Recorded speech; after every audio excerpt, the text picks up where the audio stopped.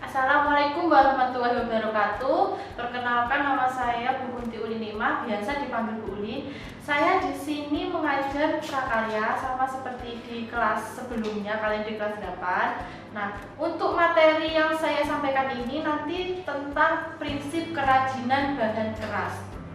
Berikut penjelasannya.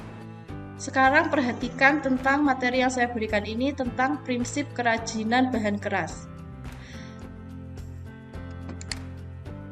Prinsip kerajinan bahan keras itu dibagi menjadi 3. Dilihat ya keunikan bahan, yang kedua keragaman muatan nilai produk kerajinan, yang ketiga aspek kerancangan dalam produk kerajinan. Nah, yang pertama penjelasan tentang keunikan bahan.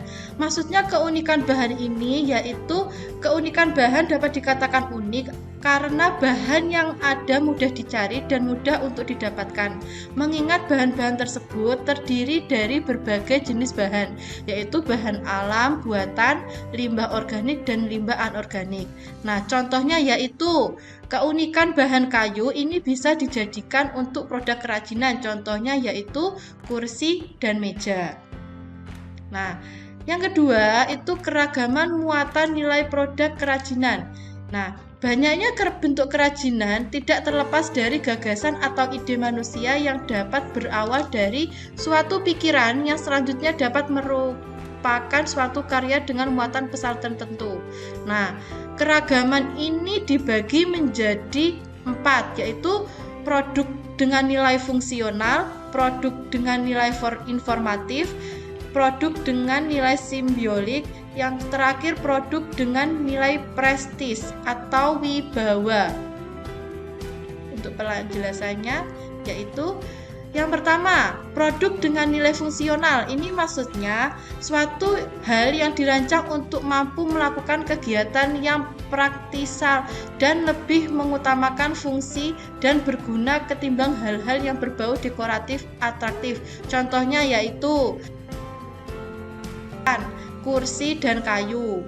Nah, itu termasuk jenis produk kerajinan yang sangat berfungsional. Yang kedua yaitu produk dengan nilai formatif, yaitu maksudnya nilai yang menyatakan bahwa suatu produk memiliki tujuan sebagai pembawa informasi, dalam artian bahwa kerajinan tersebut dapat memberikan suatu informasi. Contohnya yaitu seperti pada gambar ada contoh pin dengan logo klub sepak bola yaitu. Nah, pin ini terbuat dari tutup kaleng. Nah, tutup kaleng tersebut kan termasuk bahan logam. Nah, itu bisa digunakan untuk suatu nilai produk informatif. Yang ketiga, produk dengan nilai simbolik. Ini maksudnya nilai yang menyatakan bahwa suatu produk itu memiliki unsur simbolik dari suatu hal ataupun bahkan suatu kebudayaan, dalam artian bahwa kerajinan tersebut dapat menjadi lambang atau simbol yang mengibaratkan suatu hal. Contohnya seperti kayak di gambar sebuah wayang yang menyimbolkan wayang tersebut adalah kebudayaan bangsa Indonesia dan kesenian masyarakat. Nah, yang terakhir, produk tersebut dengan nilai prestis atau mempunyai suatu wibawa. Nilai yang menyatakan bahwa suatu produk memiliki unsur mahal atau keren dan mempunyai brand. Contohnya yaitu produk tersebut adalah kerajinan tas dari kulit, sepatu dari kulit. Nah, itu termasuk produk tersebut mempunyai wibawa atau mempunyai brand yang sangat mahal. Yang terakhir dari suatu prinsip kerajinan yaitu tentang aspek kerancangan dalam produk kerajinan. Proses pembuatan sebuah produk kerajinan ini tidak terlepas dari salah satu unsur penting, yaitu bagaimana melakukan pertimbangan saat membuat rancangan yang melibatkan berbagai aspek. Adapun faktor-faktor yang diperlukan untuk diketahui sebelum perancangan adalah sebagai berikut.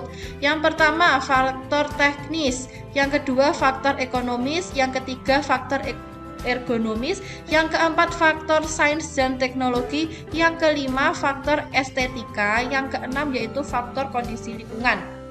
Nah, untuk penjelasannya yaitu yang pertama, faktor teknis ini dilihat dari metode produksi yang handal, penerapan daya mesin atau manual, dan tingkat kemahiran sumber daya manusia. Sedangkan faktor ekonomi,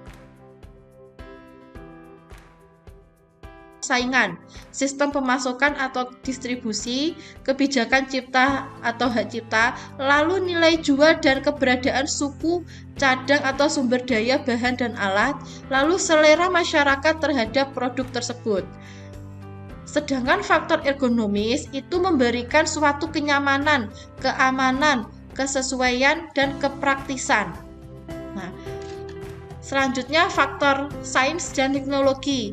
Terdapat unsur kebaruan atau temuan baru, inovasi atau modifikasi, selalu mengikuti perkembangan pengetahuan dan teknologi. Sedangkan faktor estetika itu adalah faktor keindahan.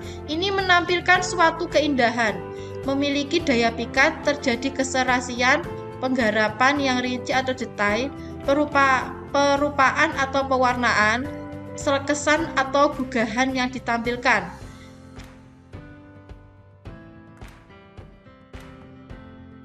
Lalu kondisi lingkungan atau wilayah setempat. Sekian penjelasan dari saya, semoga materi yang saya berikan ini bermanfaat, dan jangan lupa dukung channel YouTube SMP Muhammadiyah 2 Kota Kediri, dan jangan lupa like dan subscribe. Wassalamualaikum warahmatullahi wabarakatuh.